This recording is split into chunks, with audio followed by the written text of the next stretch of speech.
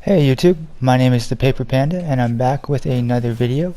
In today's video, I'm going to be sharing with you my 6 tips on how to improve at Iron Banner if you are a solo player and you are not running in a group. So my very first tip is understand how to play the mode Control. Iron Banner in Destiny 2 is only played in the Control mode. So you want to capture the zones and you want to prioritize capturing the zones over killing enemies. Of course you want to kill enemies, you want to get those higher kill counts, but it's not going to matter if you can't control the zones. So understand that you need to be holding down as many zones as possible and also killing enemies. My second tip, understand your class and more specifically your subclass. And what that means is simply, if you are, let's say, we'll take this gameplay, I am playing on a Striker Titan, which I don't play on normally, and I am, you're going to see me really struggle here, like right here. I'm just blindly rushing at people.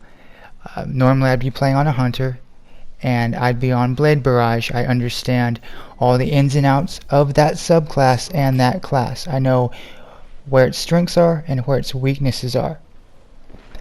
Also, in the subclass tree, if you're choosing your grenades, make sure you're choosing grenades that deny areas. So, example, if you're on a Warlock and you're using Storm Trance, what you would like to probably be doing is use the Storm Grenade, or if you're on a Hunter, a Solar class Hunter, use Swarm Grenades.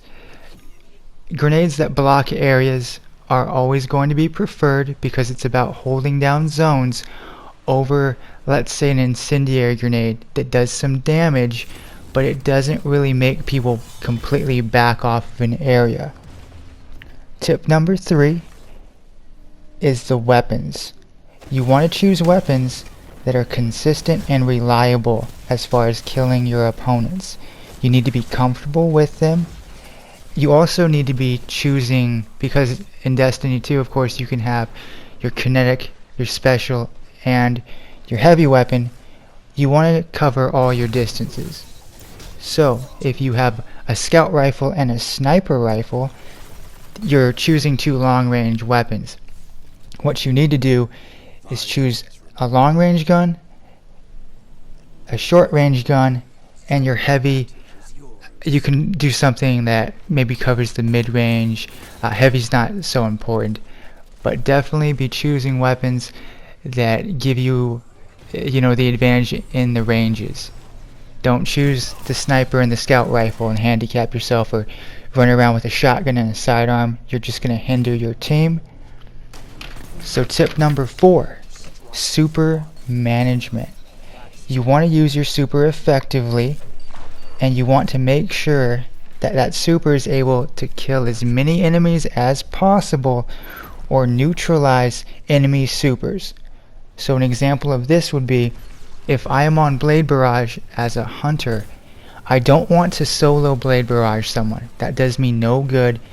I could easily get that kill with one of my weapons. But if I hold that super until I see a group of 2 or 3 or 4, because in Control enemies group together, especially if they're in a fire team, I can get 4 enemies, or even this will help the team even more if, let's say, the enemy team has a roaming super like a Hammer Titan. He pops his hammer, you're holding your Blade Barrage or whatever super you have. You need to be able to shut down that Hammer Titan. You pop your super, it's done, you're helping your team. Know your map. That's tip number 5. Know where the spawn points are. And the last tip, subscribe to my channel right now.